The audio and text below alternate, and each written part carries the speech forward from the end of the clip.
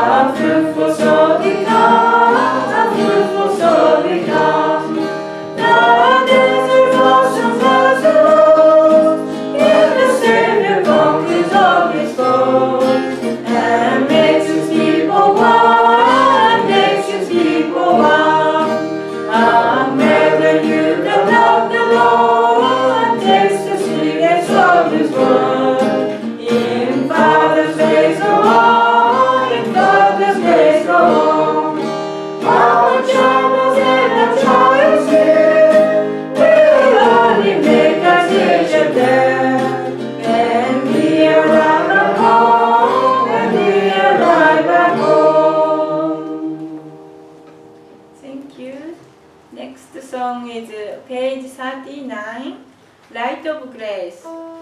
39, Light of Grace.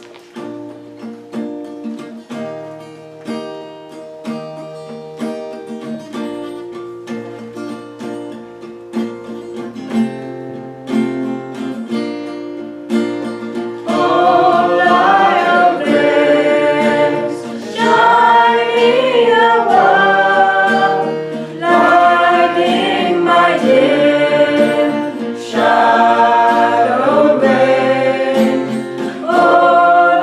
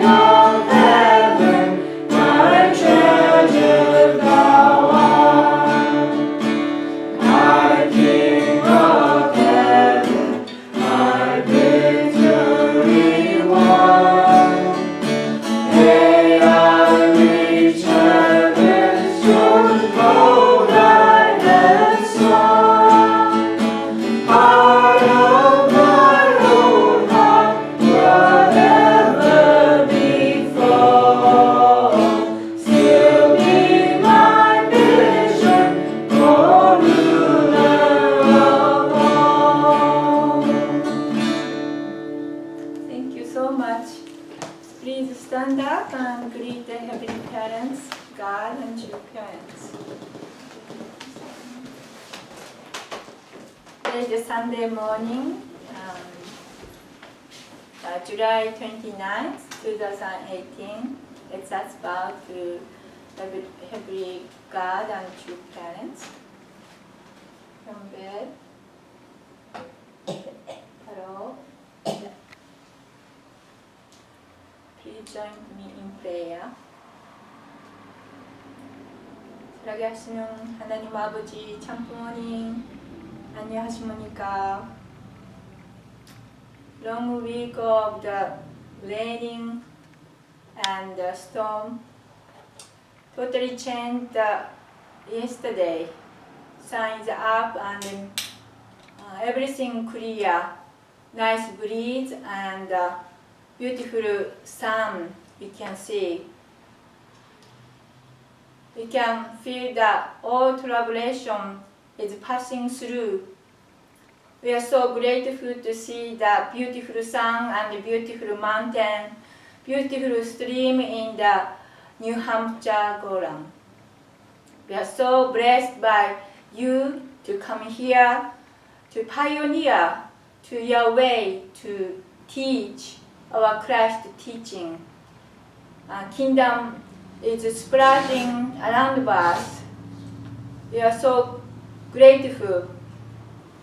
Please remind us who we are.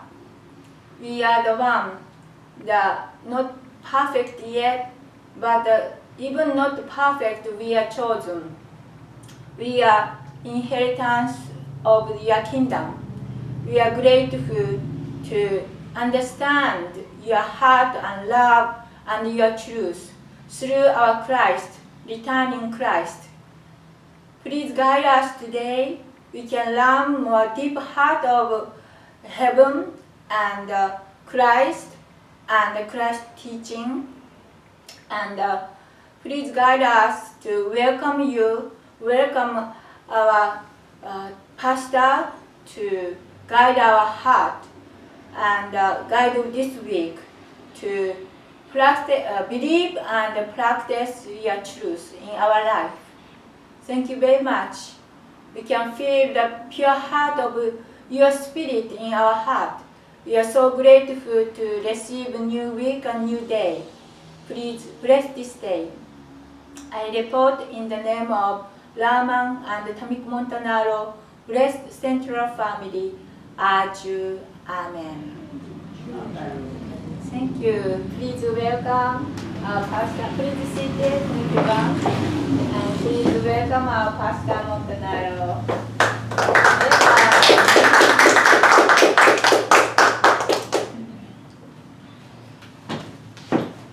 Good morning, everyone. Good morning. Today my sermon is going to be entitled, "And the elder shall serve the younger." Let's start with reading from the Bible in Genesis chapter 25, 35. 23, I'm sorry. So this is the story of Abraham, Isaac, and Jacob. Genesis is the story of the first three families. Adam's family and their failure through the fall. Noah's family and their failure when Ham, the younger son, judged his father for being naked and spread his judgment to his older brother and his younger brother. They covered up their father backwards, and that single act, destroyed Noah's victory of building the ark and saving his family in the flood. The third family in Genesis is the family of Abraham. And that family takes up most of Genesis because that family is the third family. And God has a condition on the third attempt. He must succeed on the third attempt. And so Abraham is the third attempt to establish the foundation of faith, which is a vertical foundation, and the foundation of substance, which is a horizontal foundation. What does that mean? The vertical foundation is when someone does what Adam didn't do and keeps his word to God. Adam and Eve lost their promise to God. And because of that, they entertained Lucifer, Satan's temptation, and they fell. So to restore the fall, before the Messiah can come, human beings have to restore what Adam and Eve failed to do. At least symbolically. The first stage is vertical. That means me and God. God chooses a central figure who is in the position of Adam, who's younger than Lucifer. And he says to that central figure, make me a promise, keep your promise, and then you can stand as the central figure for the relationship part, the second part. So God chose Adam to be the central figure over Lucifer. He chose then his son Abel to be the central figure over his son Cain, the older brother. He chose Ham, the younger son, to be the central figure of Noah's children over his older brother Shem. He chose Abraham, and then on the foundation of Shem's faith and loyalty to Ham. And then Abraham could not fulfill the relationship part. So he had two sons, Isaac and Ishmael. Ishmael, the older son from his wife's handmaiden, Hagar. And Isaac, who was his younger son from his beloved wife, Sarah. He chose Isaac. Isaac also had two sons, Jacob and Esau. And God chose the younger son, Jacob, over the older son, Esau. God chooses the younger because the younger is in the position of Adam. The older is in the position of Lucifer. Lucifer was jealous of Adam, didn't understand why God would choose Adam instead of him. Couldn't overcome his feeling of resentment. Multiplied that feeling of resentment into Eve and Adam and caused them to fall. This fallen nature we still have within us. If God were to send the Messiah without cleaning up that fallen nature, we would kill him. In other words, the fallen nature of Lucifer is still living in our blood. We belong to Lucifer's blood lineage, Satan's blood lineage, because he's the one who initiated the action of the fall. The first love was initiated not by Adam and God, but by Lucifer, based on his resentment and his fallen nature. That's why love is such a problem in this world. And anyone listening, whether they know the principle and they've studied the principle, or they know the Bible and they're Christian, or they're not even religious, anyone listening can recognize that love has not yet been successfully perfected in this world. Love is still fallen.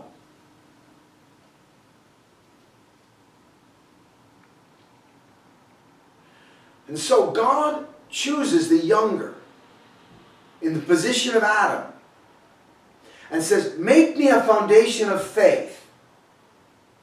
Connect to me. Make a promise and keep it. And then that's the first test that Abel, or a younger brother, has to go through. The second test is after successfully making the foundation of faith, then God says, okay, now make me a foundation of substance, a foundation of love. Incarnate the Word. Become a loving person. Love your older brother who wants to kill you, who wants to hurt you, who's resentful toward you, who's hating you. Love him and bring him under my dominion. Get him out of Satan's dominion with your love and pull him into God's side.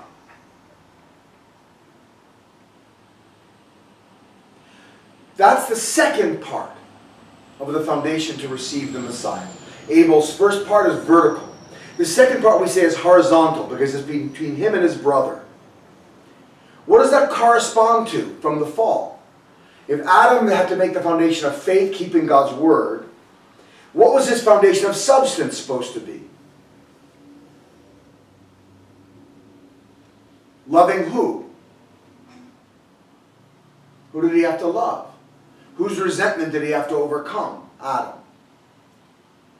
Lucifer.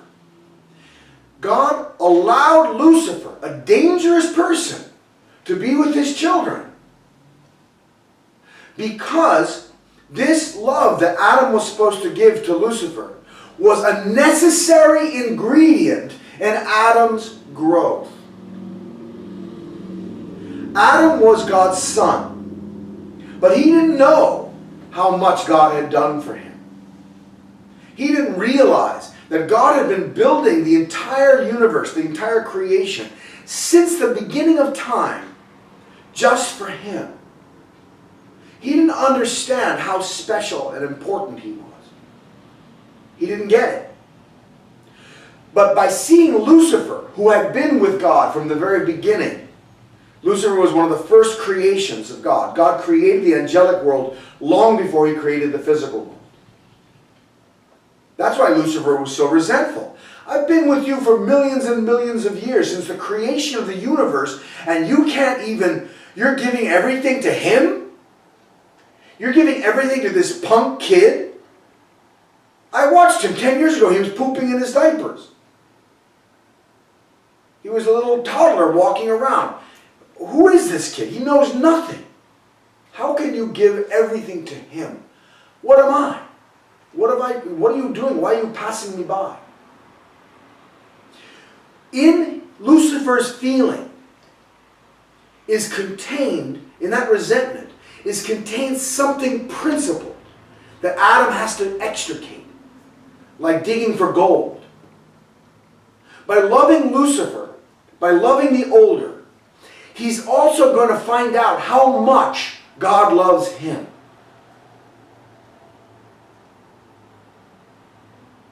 Give you an example. In a company, say that a man is a rich man, he owns a whole company. His son is his heir, and he wants his son to take over the company. So he has him start working in the mail room, the lowest position, delivering mail to everybody. He wants his son to experience the loyal employee's heart. He wants his son to learn the business from the ground up. If he just puts him into the position as the king of the company, is anyone going to respect him? No. So he starts him off in a position to be resented. And he's going to hear jokes about the company, and he's going to hear jokes about his father, and he's going to hear jokes, and then some very good employees are also going to, push him around a lot to make sure that he's not just an arrogant little twit. And so he's going to go through a lot of suffering. But in that, he's going to learn, these people have been loyal to my father's company for many, many years. They're struggling because I've been put in the position, I will be put in the position to inherit everything. And then by loving them and learning from them, he can learn everything that his father invested in the company. Because his father invested in the company through these people. These people, in other words, are the living history of the company. Lucifer was the living history. The angels were the living history of God's creation. Even now, they are the living history. Our responsibility as God's children, who are supposed to inherit everything, we cannot be arrogant. We have to love the angelic world in order to inherit from them the living history and the sense of who we are and who God is. This is why God allowed Lucifer to stay in the garden, even though he was dangerous. God knew he was dangerous. But he warned Adam and Eve, do not eat of the fruit. Don't have sex until you're mature. Because he knew that love was going to be the one area that was most vulnerable. Because God does not control love. God allows us to love who we want, when we want, where we want. He will not stop us from choosing who we want to love. Because only in that way can God be sure that when we love God, we're doing it out of our own heart. And God wants more than anything to receive the love of his children and his grandchildren. He wants to receive Adam and Eve's love. That's why he went through all this trouble. Because even though he's the all-powerful God, if he doesn't receive love, he's lonely. The universe is empty for God. But what good is love if it's forced? Or what good is love if it's programmed into the creation? He could make some being that says, I love you, God, I love you so much, and starts crying. But does that mean anything if God made it like a robot? I was watching The Twilight Zone, and there's the episode where this man is on a planet as a convict, and they bring him, a good man who's always bringing him supplies, brings him a robot woman, and he falls in love with this woman, you know. But at the end, he can't take her back to the earth, so the good man finally has to destroy it right in front of him, and he sees that it's just wires. So he was deluded because he believed that this robot woman loved him. But God is not so stupid.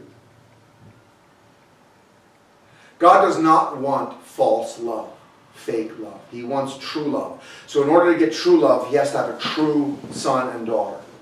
That means they have to go through tests of their love until they really reach the state where their love is true. And when they say, I love you, God, it means something, and God can feel it. That's the whole purpose of God's creation. To get us to the point where we can actually love God from our own heart freely.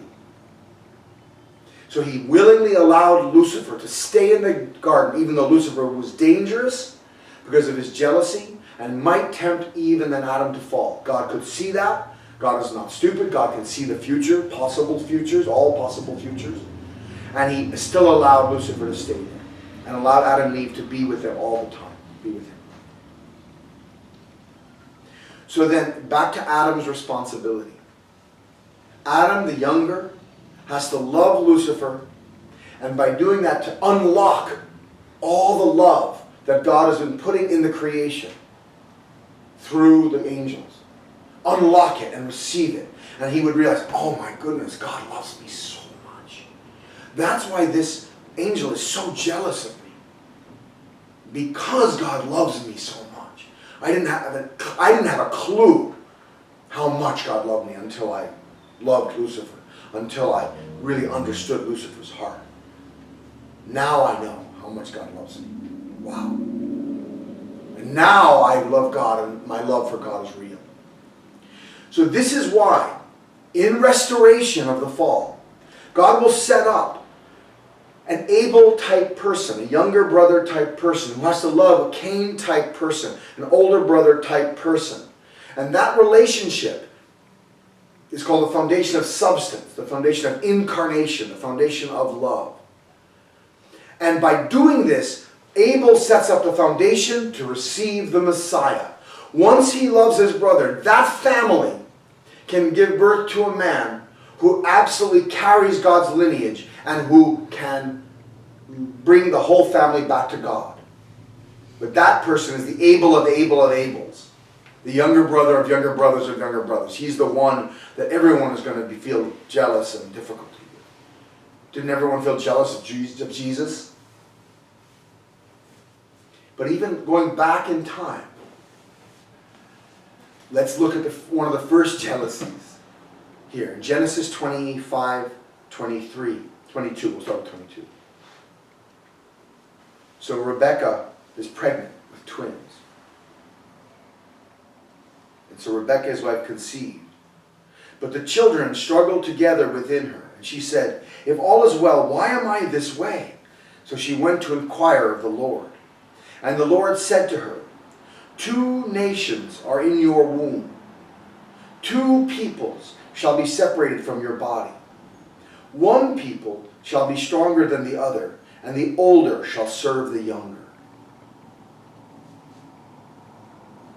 And then she gave birth to Esau first, and then Jacob came out, holding on to his ankle, trying to be born first. Because Jacob's role as a younger brother is to supplant his older brother, to take the older brother's position, to inherit God's blessing like Adam. That's Jacob's responsibility.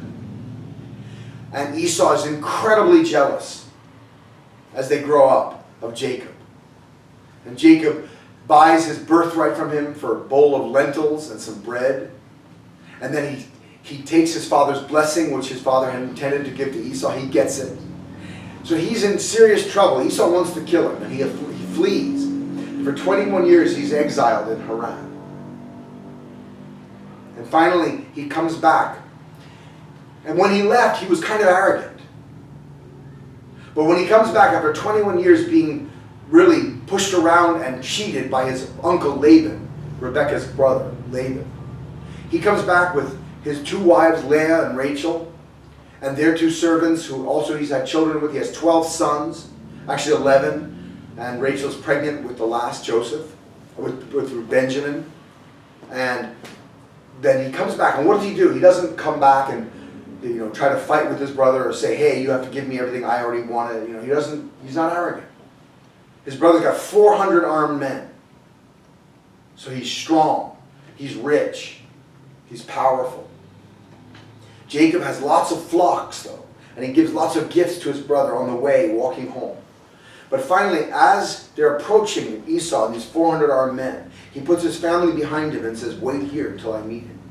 And on the way, he bows down to his brother 7 times.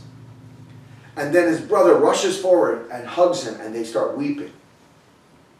And Jacob says to his brother, he says, when I see your face, I see the face of God. Jacob, the younger brother, says that to his older brother, who's in the Cain, Lucifer position. He loves his older brother that much. And his older brother's crying, and they have a fight. Because his older brother says, I don't need all these gifts you gave me. No, take them. No, I don't need them. No, take them. It was a good kind of fight, a heavenly fight. Trying to give more than the other person. So this is the first victorious family in God's providence. It's Abraham's family. Okay, so Jacob is victorious. He makes the foundation of faith and the foundation of substance. But among his 12 sons, even there's jealousy. What? Didn't Jacob lay the foundation of faith and substance? God has to expand it from the family level to the tribal level to the national level. Because Satan has built up nations now. So the Messiah must come to a good nation, not just a good tribe, not just a good family. And every level, there has to be this Abel-Cain struggle and overcoming the fallen nature.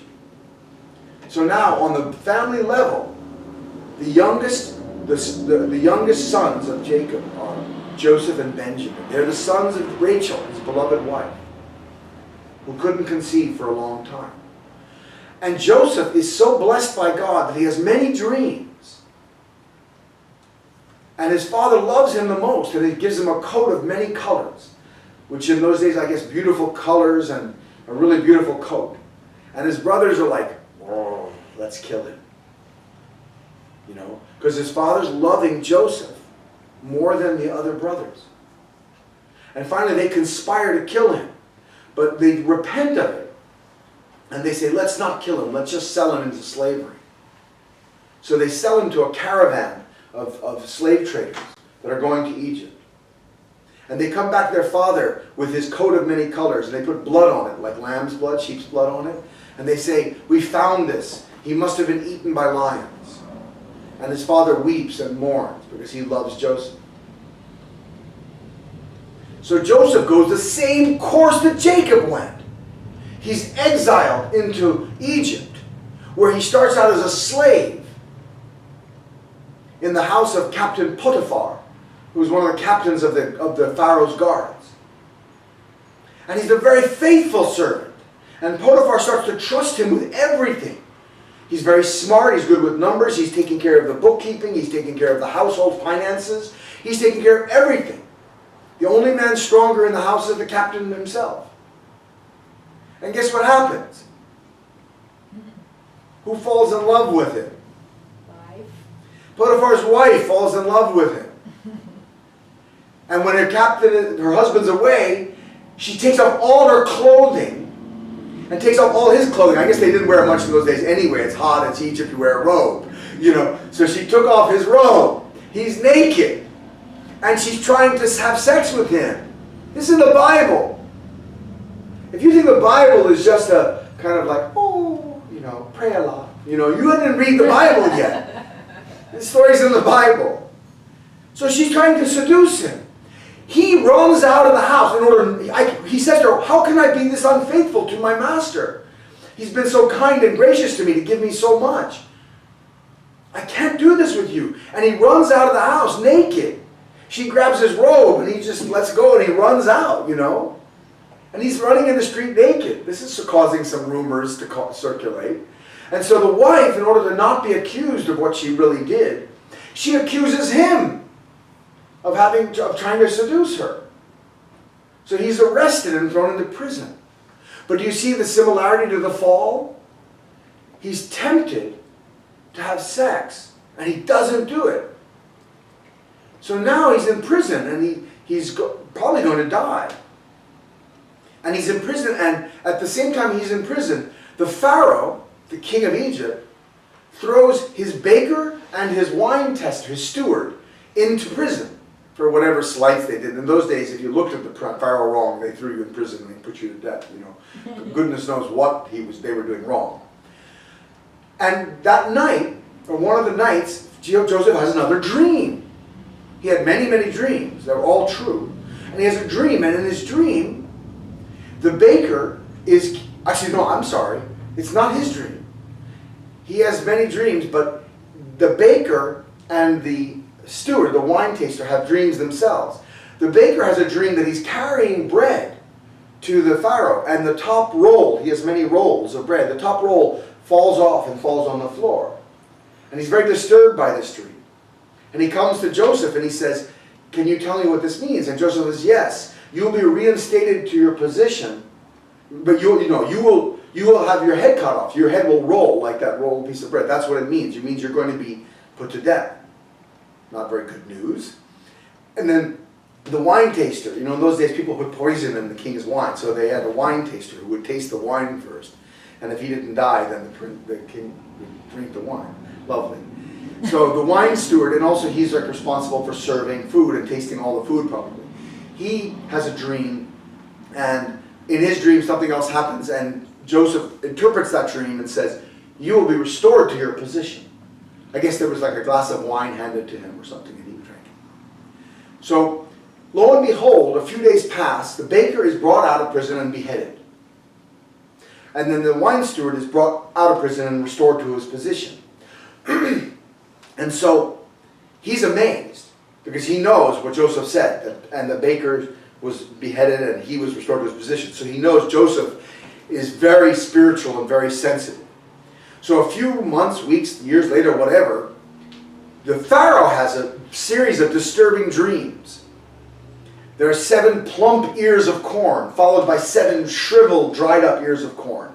There are 7 fat cows, followed by 7 skinny, dying cows. And he's very disturbed by this dream, and he asks anyone, all his magicians and viziers and all these different high ministers and priests, all these people cannot understand the dream.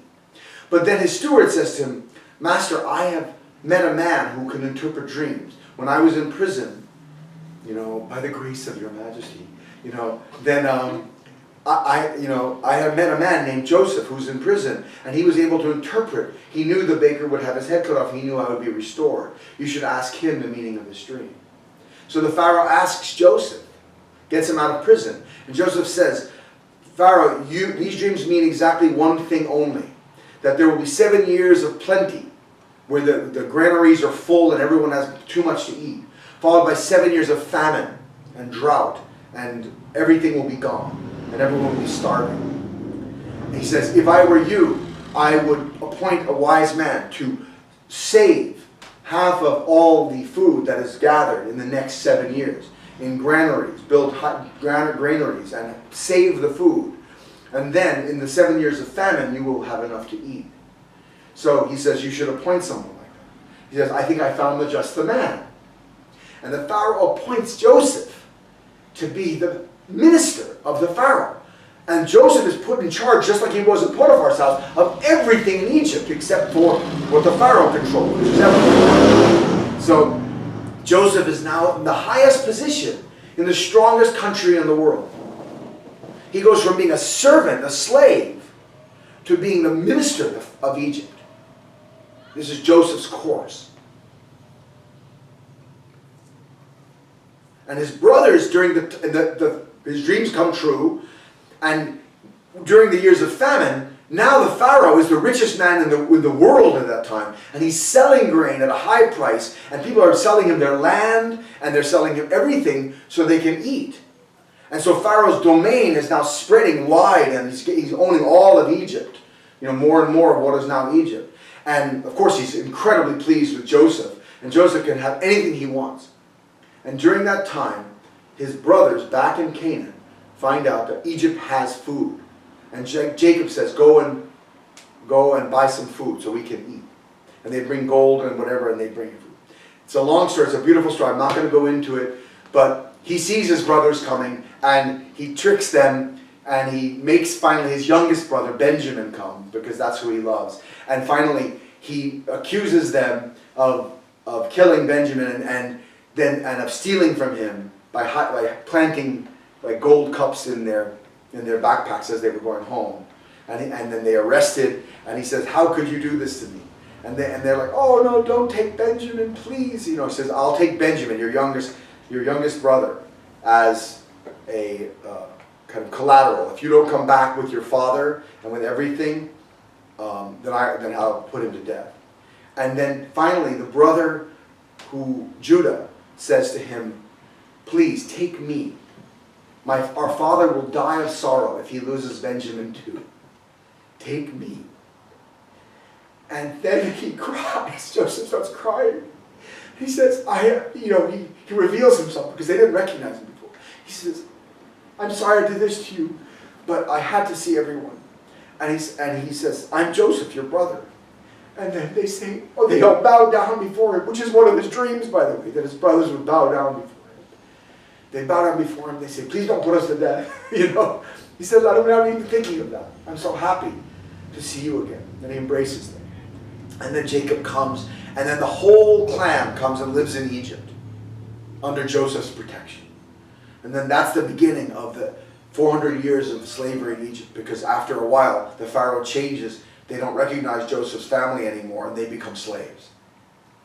And they become slaves for 400 years before Moses leads them out. So you see this principle of the younger going through a difficult course, a wilderness course, a training course, and finally being raised up by God to be the position, the highest position. This is the course of Abel. Abel must walk this course. The younger must walk this course, because of the fall especially. But Adam also had to walk a similar course of loving Lucifer. But he didn't do it, and that's why the fall happened. So when we read this, and the Lord said to her, 2 nations are in your womb, 2 people shall be separated from your body. 1 people shall be stronger than the other, and the older shall serve the younger. That's what God is teaching Rebekah, and he's teaching the Jewish people. This principle of the elder serving the younger. Now in our world, what does that mean? And in our lives, what does that mean?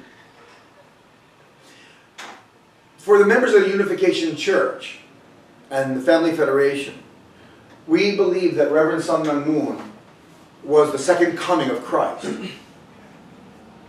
And we believe that Father, as we call him, did everything, that he accomplished his mission. But of course, in his lifetime, the whole world did not recognize him as the Messiah. Only several million people maybe around the world recognized him as the Messiah. And his mission was to restore the whole world. So just like Abraham, whose mission had to pass down 3 generations to Isaac and then to Jacob, Father knew he had to pass on his mission to his son. And he chose his youngest son. Surprise, surprise. He chose his youngest son, Hyungjin Moon.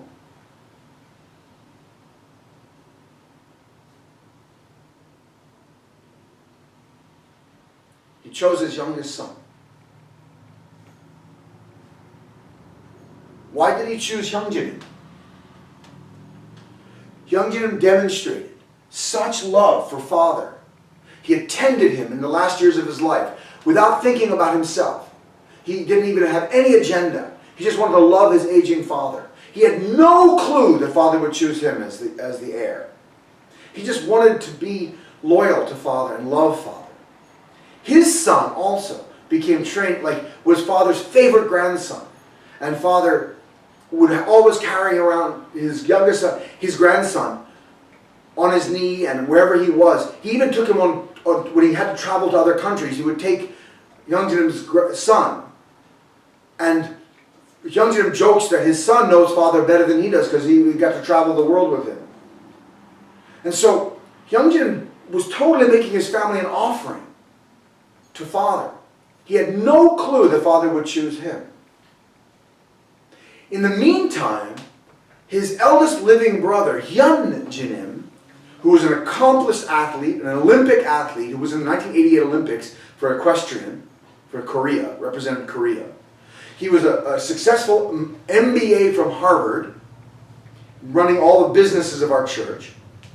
He was leading of CARP, our student organization, and he became the leader of many other organizations. He's a powerful, accomplished person who had a good family. He had a wife. He has 9 children now. Very beautiful family. And his wife, Chun-suk, was the daughter of Reverend Kwok, who was one of the leaders of our movement, one of father's right and left arms. Reverend Kwok was very intelligent, probably a genius, brilliant economic mind, brilliant political mind, brilliant diplomatic mind, brilliant academic mind especially. Reverend Kwok was trusted with so much in our movement. And his daughter was married to father's son. Golden couple, right? Everyone would expect that this is the couple that God is going to choose to be the heir. But father saw something different. And when it became clear that Hyunjinim would not be chosen, Reverend Kwok freaked out. He'd been grooming Hyunjinim to be the leader. His son-in-law, right? Father's son, his son-in-law. And suddenly, father's bypassing him to go to the youngest son. He freaks out. And all of a sudden, right after Hyunjinim, the eldest son, his grandson was born. His father, Hyunjinim, whisked them away, went into hiding for 3 years, disappeared. Wouldn't talk to father, wouldn't talk to mother, wouldn't talk to anybody. Why? Because he was focused, especially Reverend Kwok was focused, on external things. Money, power, education. Those were the things that mattered to Reverend Kwok. And that's what he taught Hyunjinim to care about. So even though Hyunjinim was groomed perfectly to be the new king, his heart wasn't the same as father's heart. Father asked him, please come and live with me just for a year so I can teach you about my heart. And he wouldn't do it. So when he left, about a third of our movement left with him. Father was heartbroken at this. But he blessed Hyunjinim to be the heir and successor. The youngest son, pure of heart, simple, naive, like Adam. Like Adam. And in our movement now, there's a great struggle. Because, what a surprise. Hyunjinim, the youngest son, was kicked out of the leadership of our movement. He was doing a good job, but he was kind of cleaning house and getting rid of people who were just holding on to their positions for the sake of the money and the power. He wanted to make everything fresh and new. And so he was kicked out. What a surprise. And he went to Pennsylvania, and he was like in a wilderness, and he's just living in a house. Here's the one that father chose, and he's living in a house in a wilderness in Pennsylvania. Does that sound familiar? You have to know that God doesn't do things randomly. Hyunjinim is God's successor to father. He's in this position to go the wilderness course that Jacob went, that Joseph went, that Jesus also had to walk. Jesus was cast out of the leadership of Jewish society. His cousin was the son of the chief priest. He should have been welcomed into the highest society. That was what God wanted. But John the Baptist doesn't follow him. John's family doesn't unite with him. And so he's got forced to go the wilderness course. He even does a 40-day fast in the wilderness, where he's tempted by Satan. This is the Son of God. Why does God put his Son through such difficulty? Do you see the pattern? Yes. God put Adam in that difficult situation to deal with Lucifer. He had to let Satan talk to Jesus. He had to allow Lucifer, Satan, to tempt him. Jesus overcame the temptation. So step by step, he's restoring the position of true Adam, of the Messiah. But the people didn't like him, conspired against him and killed him. So he just came back spiritually and led Christianity to become the world religion that it is today. But it could never fulfill everything, because the Messiah has to be in the Adam position, marry a real woman, a physical woman, have real children, and start the family that Adam and Eve failed to make. And Jesus could never do that after the crucifixion. So that's why he prophesied the second coming of Christ, who had to come born on the earth, marry a real woman, and make a family that could restore Adam and Eve's failure. But it's not that easy, is it? Because this family has to go through a much more difficult course than Adam. That family has to restore this whole world. So there has to be stages of Cain and Abel. Stages of foundation of faith and substance. Stages. And Young Jin right now is working to inherit his father's faith and his father's love. It's not an easy job. Try it sometime. Our mission is to support him. What's the best way to support Young Jin and Yananin? It's to do what Father always wanted us to do. To become messiahs ourselves. To do the same thing that Young Jin is doing. He's doing it on the worldwide level. But we have to do it just on our own family, clan, and tribal level. That's all Father asked us to do. Take care of people the way I took care of you. Take care of people, love them, bless them, save them. That's what we're doing in Gorham right now. Our mission in Gorham is to love these people who have been following, most of them have been following Jesus. For 2,000 years, Gorham is the fruit of Christian history. Churches everywhere. Most people you meet are Christian. And our mission is to teach them that the Messiah has come back. But if we do it with an arrogant heart, they'll want to kill us. Cain killed Abel. Right? John the Baptist's failure killed Jesus. His older brothers tried to kill Joseph. Esau tried to kill Jacob. The younger is the one that God is blessing. That means the older feels jealous, feels all the feelings of resentment and misunderstanding and confusion that we can understand. All of us have been in that situation, right? All of us have felt that at some time or another. Some confusion, some anger, some resentment towards someone that God is blessing more than us.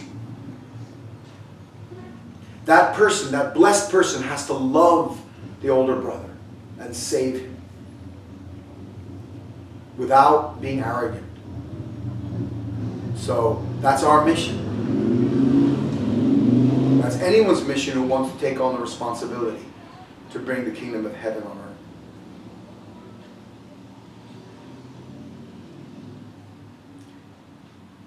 So the elder shall serve the younger. But that doesn't happen automatically. It comes when the younger is humble enough and loving enough to be worthy of being served. To understand his older brother's heart. For 2,000 years, these Christians have been waiting for the Messiah to come back. How difficult is that? Passing generation after generation after generation. It's easy to lose hope. But these people have not lost hope. They continue to believe in Jesus and the promise of the second coming. So those people are honorable people. And we have to honor them and respect that history, that living history that we have around us. That's how we get trained. We may be in the position of Abel, but we didn't earn it yet. You earn the true position of the younger brother when you love your older brother and recognize that living history is embodied in that person. And by loving that person and listening and inheriting, that's when you gain, the position, the true position of Abel, the younger brother. And then that person and you can weep together. When you weep together with these people about their lives and the pain that everyone's gone through, that's when you will be victorious. Not until then. That's our mission. Let's build the kingdom of heaven together. But it's not automatic. It has to be done with love and heart and investment of heart. And then by doing that, we make a foundation. If not just our family here in Gorham, but families across the country and across the world start to do what Father asked us to do. And recognize Hyungjinim as the second king of Chandilguk, second king of the kingdom of heaven. Then that lineage of Hyungjinim and Yeonim and their son, who Father also chose, will become the core of the central family of the kingdom of heaven. Let's pray.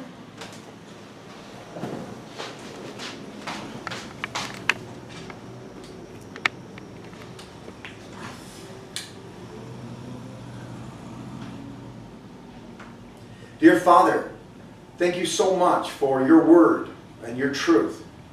Father, the divine principle, Father's teaching is crystal clear, brutally honest about your history in the Bible, about how Cain and Abel struggled throughout history, whether it's Cain and Abel themselves, or Ham and Shem, or Jacob and Esau, or Isaac and Ishmael, or Moses and the people of Israel.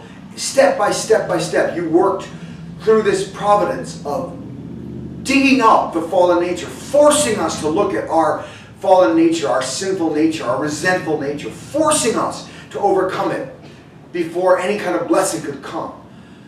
And because of that, and because of the freedom you gave us, so many years have passed without any victory, without any final resolution of the fall.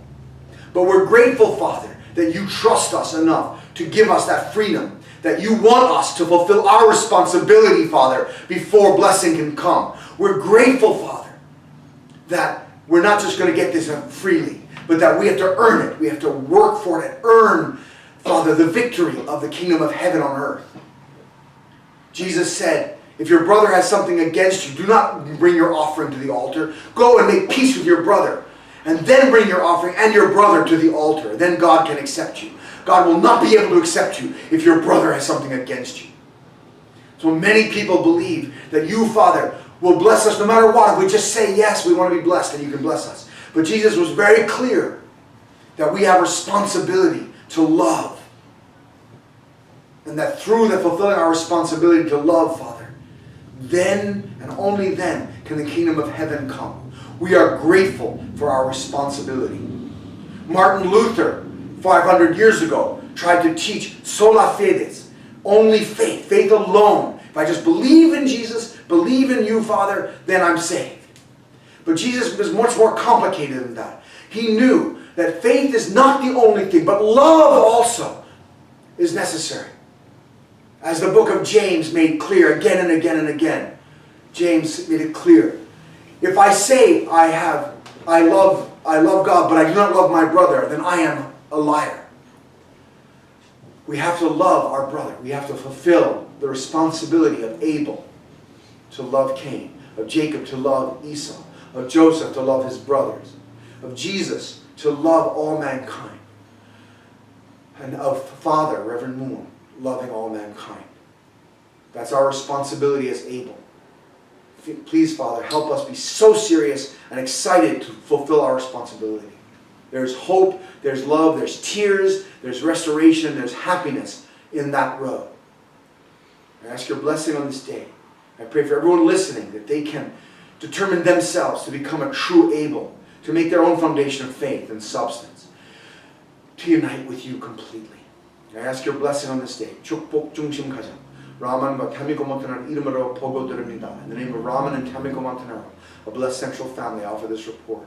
Aju. Amen.